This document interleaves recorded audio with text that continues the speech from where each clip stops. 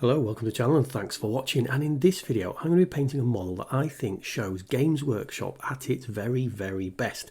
This is a Nurgle model to go with my demon army, and this is the Sloppity Bilepiper, a ridiculous name for what really is in some senses a ridiculous model, but I think shows the best of Games Workshop not taking itself too seriously.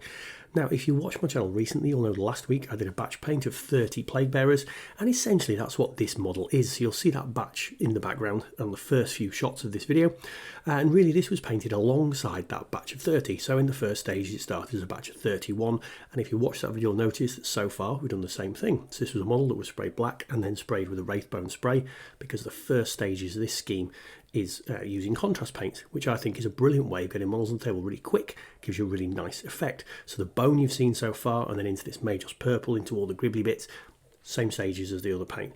Now I will go through those early stages, but I'll talk about some other things. Now all the paints are at the top left of the screen. So why do I think this model is really the best of Games Workshop? This is Games Workshop not taking itself too seriously. You might think in a way this is an add-on character for the plague bearers. It might have a weird sword or a weapon or a weird demonic thing, but no, what it's got is a set of bagpipes and a head on a stick of a jester. It really makes no sense in the context of the grimdark 40,000 universe, etc, but Nurgle in the background is kind of this jovial character with weird things that happen. It doesn't make a great deal of sense, and it is just a fun army, and this really to me epitomises the fun side of Nurgle. I mean, it's still gross, it's still grim. The idea of these bagpipes that this thing's carrying as it, steals people's souls and etc, and really it's kind of gross that he's got a plague bearer's head on a stick. But I just think it really shows you that Games Workshop can still have fun in their models. So, onto the paint scheme. Again, we're up to the part with the Retributor armour. So far we've worked with contrast paints on this model, putting a little bit of metallic colour in here. And again, this was as part of the batch paint that I did with the plague bearers. So we use that Retributor armour onto the brass areas, onto the plague bearers, etc. So we are still within the realms of that kind of batch paint. Now, I could have just done this whole thing within that batch, finished it off at the end, but really I wanted to involve the same steps as the batch paint and then add a little bit extra on, because you take a little bit more detail, you slow down a little bit more onto this character piece, because again, if someone's going to come and look at your army when you're playing a game or you're at a tournament or something, these are the models they're going to pick up off the table. So I always think it's worth spending that little bit more time, spending a little bit more detail on these models than it is kind of the frontline troopers. And now we're diverging from that plague bearer batch paint. So you'll see that I'm not going to the same stages. If you watched that video last week, now is where we're doing the skin and things. I'm now adding the detail for the extra parts this model has. So I'm taking a volupus pink onto the kind of the bag of the bagpipes this the Sloppity Bilepiper is playing. So it's still the contrast paint, he's still fairly quick on the rest of the main part of the bag, but I'm dropping to a really thin brush to get this detail in between the fingers of the model. And just taking that extra time, because this again is going to get lifted up. Now, I've never actually used contrast paint to do like a quartered colour scheme before, always worrying about how it would blend and mix together if you did it too quickly. So again, that's another reason you wouldn't want to drop this into a batch paint, because the paint will still be wet when you get to the next stage. But I'm taking Flesh Tearer's red and I'm painting that onto the left hand side of the mask as we're looking at it at this angle, and really just being very careful when you put a half line, or you want to do half of something in one colour, don't put your brush on the halfway mark. Go slightly to the side. So in this case I've gone slightly to the right as you're looking at it now, or the left here. Go to the side of where you want that midline to be, because then when the paint lays down and the bristles spread out, that will bring it to that kind of midline. That's probably the tip I'd give you here. Now when it's had a chance to dry, and again it's not in a batch paint, so you've got that little bit more opportunity to leave it to dry and you're not rushing, and this, I think this was the following morning. Then moving on to a yellow here, nice vibrant bad moon yellow to provide that sort of contrast in the sides. Now again, these are just different colours. You could use anything you wanted, you can make it stand out more. You could actually do the hood on the Bilepiper in these two different colours, which I've seen people do. Now I wanted the kind of, I mean, not purity seals, but the similar vibe of a purity seal coming off this head, and I've done that with apothecary white to make it that kind of stand out from the model, but not be again another colour, because you could do this model super vibrant, everything different colours. I wanted a little bit of that so he stands out, but not too much, so bringing these down to that kind of whitey grey colour seemed fine.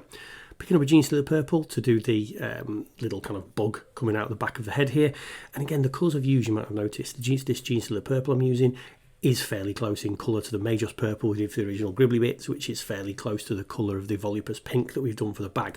So I'm going off a series of tones that look very, very similar, but, you know, are different when you see the model. Now, in a normal plaguebearer, you did not see me do this when I did the batch paint. So what I'm doing now is just taking an off-white colour and touching up anywhere I've made the mistakes of drifting some of this contrast paint onto the skin and things, because the next contrast layer will not cover those kind of purpley bits fully, and it will show through. That's not something I did in the plaguebearers, because again, in a massive batch, a tiny mistake like that isn't really ever going to get noticed.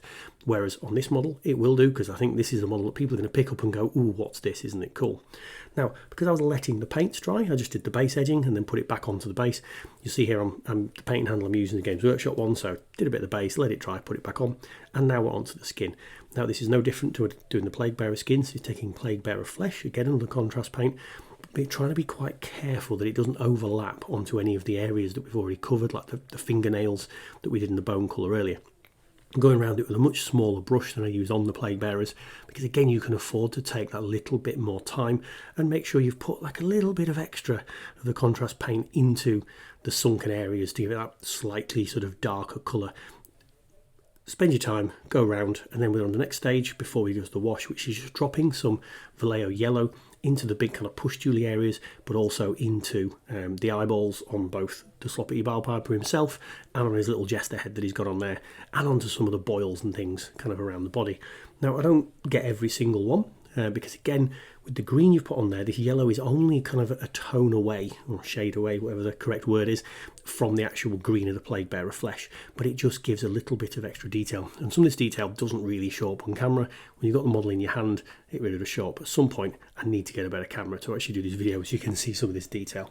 Now, when that is all thoroughly dried, do not do this wash stage when any of that contrast paint has any hint of being wet, because it can reactivate it. This is now the sepia wash.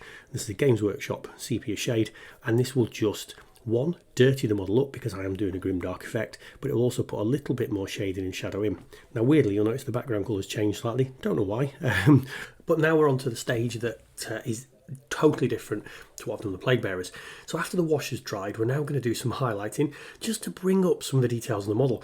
So taking a bone white colour onto the bone area. So this was a contrast colour. We've done the wash, now we're putting some just edge highlighting of the bone.